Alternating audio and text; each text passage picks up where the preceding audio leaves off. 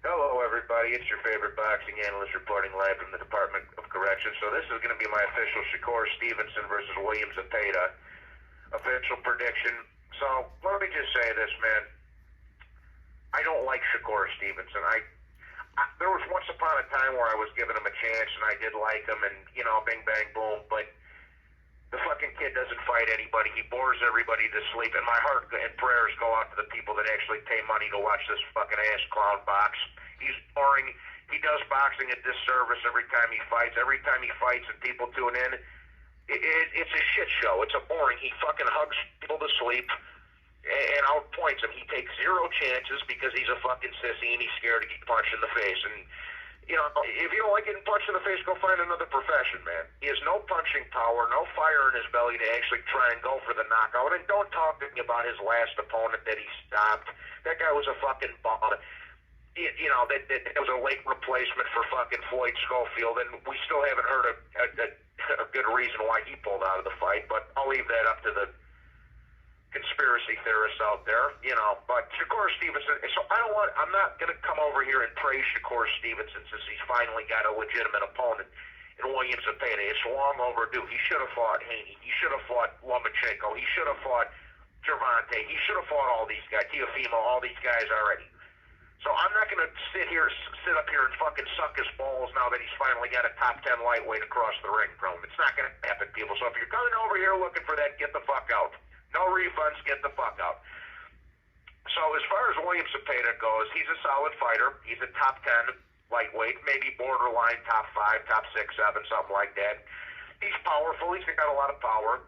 He's got a lot of volume. He throws a lot of punches. He's tough. He's got the traditional Mexican toughness, and he's pretty quick on his feet as opposed to the traditional Mexican fighter that just uses their chin as their defense.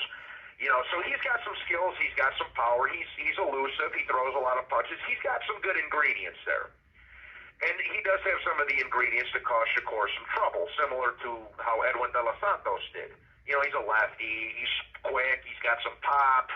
And I thought Edwin De Los Santos gave Shakur one of his toughest fights. You know, Shakur maybe edged that fight out 7-5 type of shit, but De Los Santos was definitely one of his tougher fights in the professional rankings, and I think William Zepeda does have some of the same ingredients that De Los Santos had that gave Shakur a little bit of an issue. But the most important thing for William Zepeda is that he cannot let Shakur Stevenson get into his rhythm in this fight. If he does, Shakur will continue just putting rounds in the bank and pot-shotting his way to a fucking boring-ass unanimous decision like he usually does, and another boring, one-sided, snooze-fest shit show of a decision like Shakur Stevenson is used to doing. He has no issue doing that, just like Floyd didn't have any issue doing it, while the boxing public continues to suffer, and these fucking guys like Shakur, Floyd, Haney, they don't give a shit about their fans, which is why it kills me that their fans are so quick to defend them, because they take no risks, they fight no challenging opponents, and they constantly put everybody to sleep with their boring shit show of a style, and the boxing continues to lose fans as long as these fuckers headline cards. It's just that simple. So, in order for William Zepeda to win, he has to force Shakur Stevenson to secure his hand. He has to make him fight. He has to stay in his chest. He has to throw a lot of volume, and he has to constantly make Shakur reset. Again, he cannot let Shakur Stevenson get into his rhythm where he's comfortable in there just pot-shotting and holding his way to victory. He has to make him unsure of himself. It's easier said than done, but hopefully, for boxing's sake, and the boxing fans' sake, it's enough. Hopefully Zepeda can get in there and get it done and rip this boring, coward-ass, no-risk-taking clown's fucking head off. So you, I, and the boxing public don't have to be subjected to another boring-ass Shakur Stevenson bullshit, meaningless decision fights any longer. Like I say, every time Shakur Stevenson headlines a card, boxing loses fans. Same thing with Haney. You know, it's just like Billy Madison. Everyone in this room is now dumber for having watched this fucking fight. So hopefully, and like I said, William Zepeda does have some of the ingredients to trouble Shakur. He's got quick hands, he throws a lot of power, he's volume, he likes to stay in guys' chest. And the main thing is that William Zepeda can't let Shakur get comfortable in there and just keep putting fucking rounds in the bank. You got to get on him, and, you know, right off the rip, just jump on him, bro. Fuck him. Don't let him get comfortable in there. Don't let him get into a groove. You get him out of his comfort zone, you get him out of his groove, you got a shot at winning the fight. And William Zepeda, like I said, has some of the ingredients to do just that. Now, before I give you my prediction, William Zepeda is swimming against the tide in this fight. DAZN just recently signed Shakur Stevenson. This is a homecoming fight for Shakur. The fight's in New York. He's from New Jersey.